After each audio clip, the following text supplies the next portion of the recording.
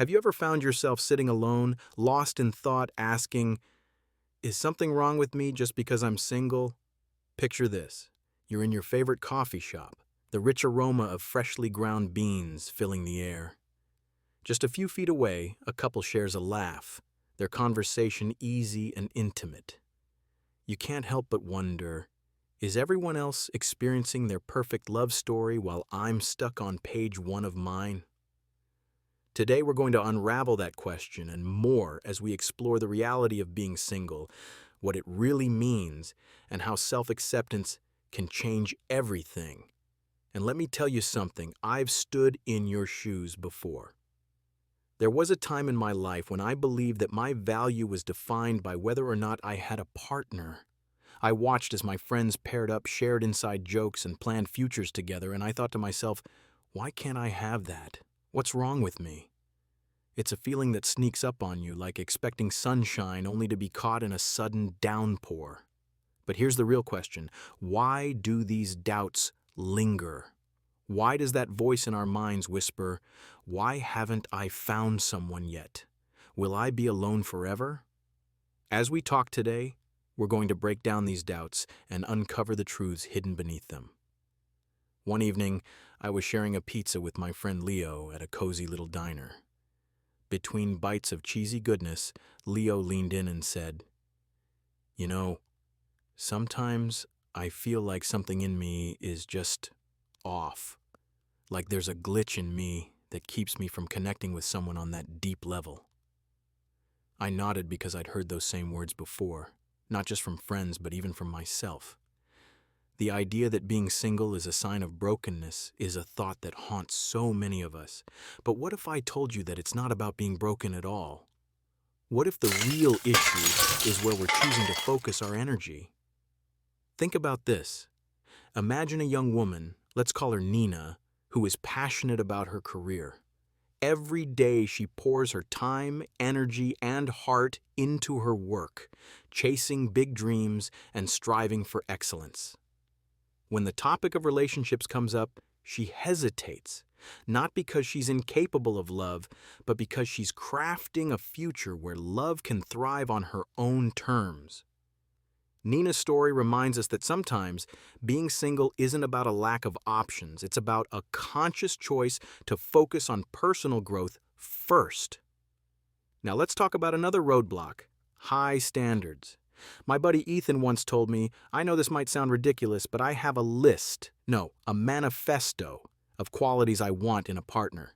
Every time I go on a date, I mentally check them against my list. I laughed, but his honesty made me think.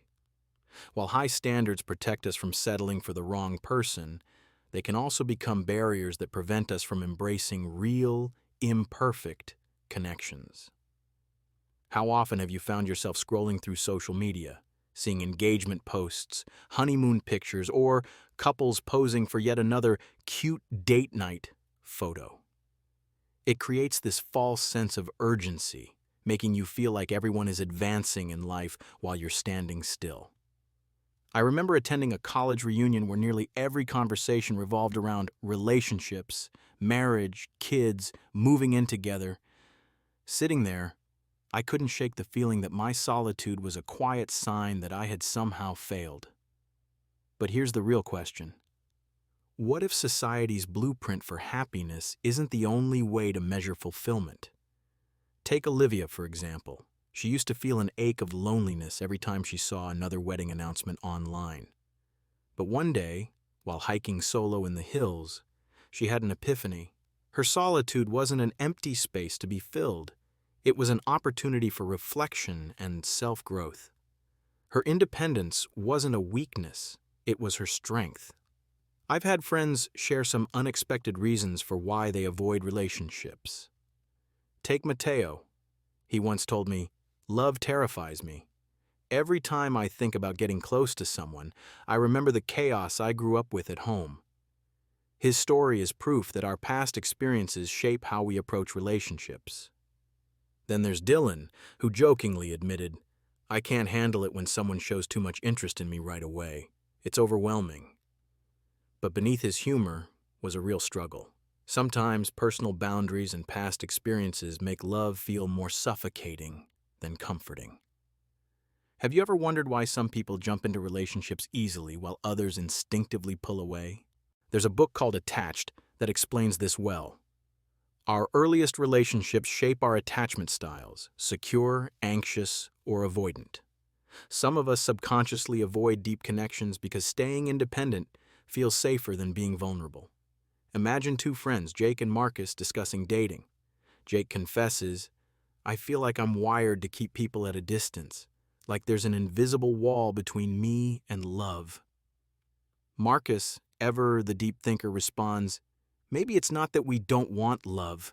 Maybe we've just built walls to keep ourselves from getting hurt." Their conversation reveals what so many of us feel: the tug of war between wanting connection and fearing it at the same time. It's easy to focus on everything we lack when we're single. I once sat with a friend, Mira, who sighed and asked, "Why can't I just be like everyone else?" She had spent so much time comparing herself to others that she had forgotten to recognize her own unique strengths. But what if we flipped the script? Instead of asking, "Am I not enough?" what if we asked, "What incredible qualities do I bring to the table?" That single shift in mindset can transform doubt into confidence. A big fear among singles is that we'll either be alone forever or have to settle for a relationship that doesn't feel right. But is it really about love, or is it about staying true to ourselves? I knew someone named Camille who found herself at a crossroads. She had the opportunity for a relationship that on paper seemed great, but deep inside she felt something whisper, "This isn't right for me." Instead of forcing it, she chose to wait for a connection that truly aligned with who she was.